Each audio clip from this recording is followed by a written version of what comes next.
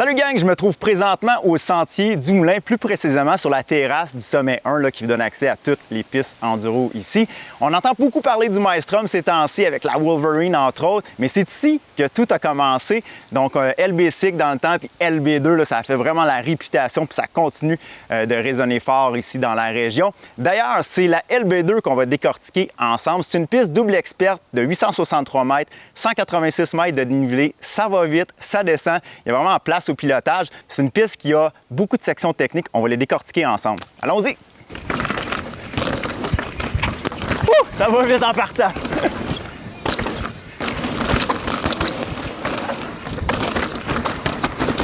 Et là, on arrive à la première slick rock. Je veux qu'on arrête ici. Donc, la difficulté de cette slick rock-là, c'est qu'elle est en devers. Donc, habituellement, là, on l'a vu avec la Wolverine, d'habitude, les slats nous permettent d'arriver un petit peu plus perpendiculaire. Ici, ça ne sera pas possible. Donc, si je reviens en amorce ici, deux lignes possibles. Vous avez une ligne à l'intérieur. Ça va être un petit peu plus difficile parce que là, vous êtes incliné tout le long. Aujourd'hui, c'est sec, le granit est poreux, j'ai pas peur, il y a de la traction. Ça pourrait se compliquer un petit peu quand il mouille. Et là, vous avez cette autre ligne-là ici. Donc, c'est là, vous auriez une meilleure axe. Ça vous permet de ralentir un petit peu. Puis ça, c'est la clé, hein? Dans les slick rock comme ça, là, pas besoin d'aller vite avant l'obstacle. Ralentissez, positionnez-vous. Dans l'obstacle ici, on veut que les roues tournent. Vous ne voulez jamais barrer les roues sur une slick rock. Là, il y a un petit jeu aussi de poids. On met les poids sur les talons, mais on veut que les roues tournent toujours. Vous devez rester en contrôle. Donc, il y a un freinage constant qui se fait. À la fin, vous avez une compression, c'est typique des slick rock, c'est très abrupt. Évidemment, quand on regagne la trail, ben là, il va falloir se surveiller. Donc, c'est important d'avoir lâché un petit peu les freins à la fin là, pour relever les suspensions.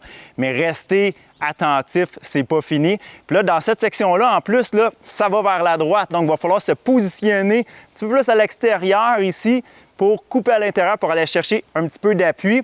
Donc, dans les deux cas, même si vous faites la ligne intérieure qui semble à mes yeux un petit peu plus rapide, ou ici, le principe est le même, on veut se diriger un peu plus vers l'extérieur pour entrer à l'intérieur. Donc moi, je vais faire ça, cette ligne-là, à droite, comme ça, juste pour vous montrer. Donc, je traverse la passerelle ici, je ralentis un peu, là, c'est ici que je vais pouvoir me positionner. Et c'est parti! Après la slick, là, vous avez une série de petits sauts naturels là, qui s'enchaînent. On garde le flow. Ça brasse, on se faufile. Petite section de roche ici, on va se laisser aller.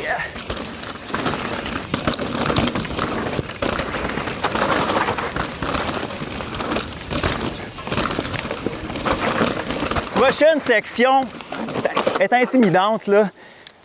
On va la marcher ensemble, en fait. Là, il y a un petit truc important là, que je veux couvrir avec vous. Donc, comme à l'habitude, j'essaie de décortiquer des sections en trois. Vous avez l'avant, qui est un peu votre amorce, l'approche. L'ADN de cette piste-là, depuis le début, je le vois, beaucoup de roches, ça brasse, vous avez des compressions. La terre s'affaisse un petit peu entre les sections de roches. Vous êtes quand même en dénivelé, l'eau doit s'écouler. Donc, une des difficultés que je vois ici, moi, c'est vraiment ici. Vous avez vraiment une compression entre la première section de roche et la fin de cette section-là, qui est un virage cambré, il y a un certain appui vers la droite. Pas tellement de choix de ligne, mais c'est une section qui peut être un petit peu difficile à gérer. Ce que vous voulez faire, là, on a tendance des fois à se crisper dans des sections comme ça qui brassent beaucoup.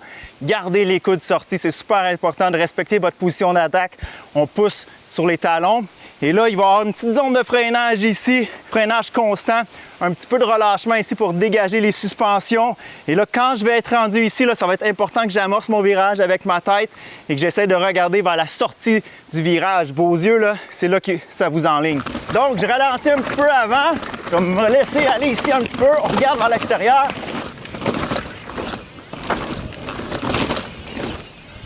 Wouh! Trottoir de roche ici.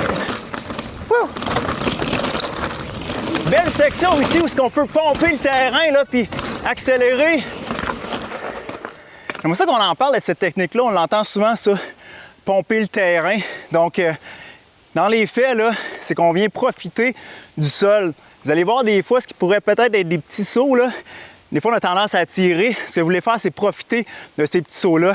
Dans le fond, dans le kick, là, ce que vous voulez faire, c'est compresser. Garder la position du corps basse sur le vélo.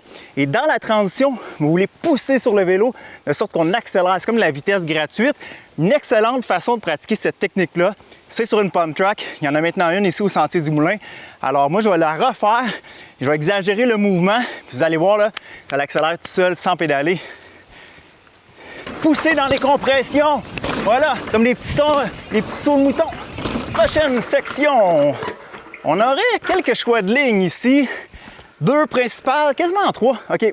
Dans le fond, là, la particularité d'ici, on le voit, là, c'est vraiment les racines. C'est sec aujourd'hui. Il y a de la grippe. En plus, les boys, les trail builders, ils ont fait des belles encaveurs pour nous donner plus de traction. On voit, à gauche, il y a un appui, mais également en bas, là. Fait que vous en avez en masse. La ligne la plus rapide, on a de la belle vitesse là, qu'on vient de créer en pompant le terrain. On veut la garder. Fait que je vais m'aligner vers l'intérieur.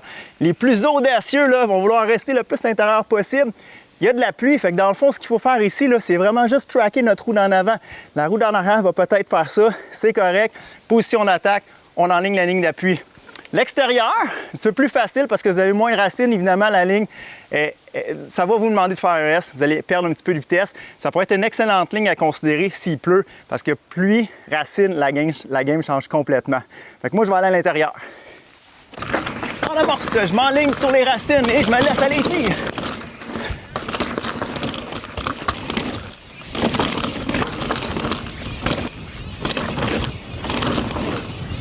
Là, il y a un beau burn qui s'en vient, là. Je vais pousser sur le bras intérieur et sortir les hanches.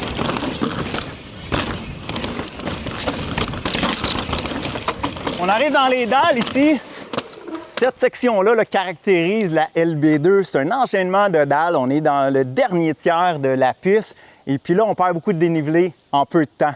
Donc, la technique ici, dans le fond, il faut toujours avoir une position d'attaque ici agressive. Des fois, on a tendance à se crisper, comme je disais tantôt. Super important, là, surtout en fin de parcours comme ça, de rester au focus.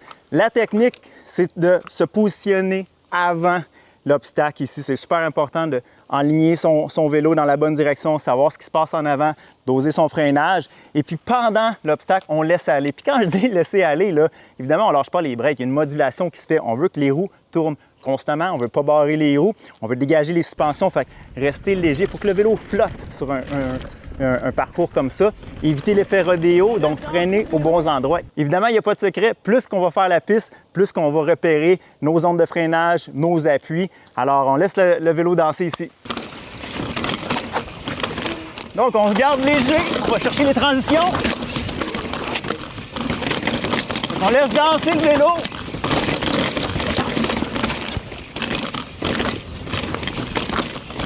Donc, on approche la fin, là, mais il faut rester focus.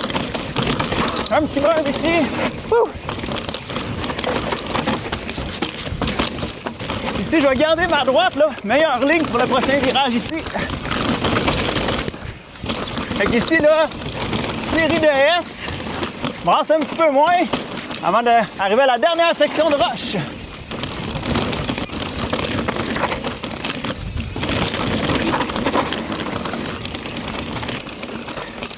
Dernier virage. Et c'est ce qui m'amène là, à la fin de la piste LB2. C'était un délice. Vraiment une piste là, axée sur la gravité, on l'a vu là. On enchaîne ça d'un bout à l'autre. Quelques sections pour se relâcher, là, mais sinon le reste, là, c'est focus, focus, focus. Gros merci à la gang de LBcycle et à Sentier du Moulin ici, au concepteur de la piste. Vraiment, là, c'est extraordinaire comme réseau. Évidemment, avec le Maelstrom, vous avez vu là, le niveau quand même élevé ici. Le Maelstrom là, permet d'avoir une plus belle diversification au niveau du degré de difficulté des pistes. Si vous aimez ce type de format-là, le format décortiquant de Bon Vélo, bien, je vous invite à joindre ma chaîne YouTube ainsi qu'Instagram. Il y aura d'autres épisodes du genre. Gros merci et bon vélo!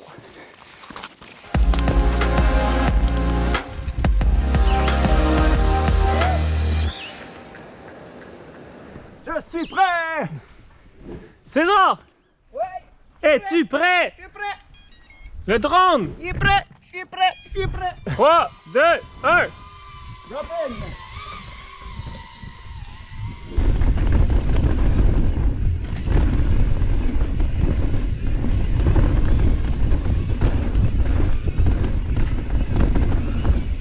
C'est celle-là, les gars.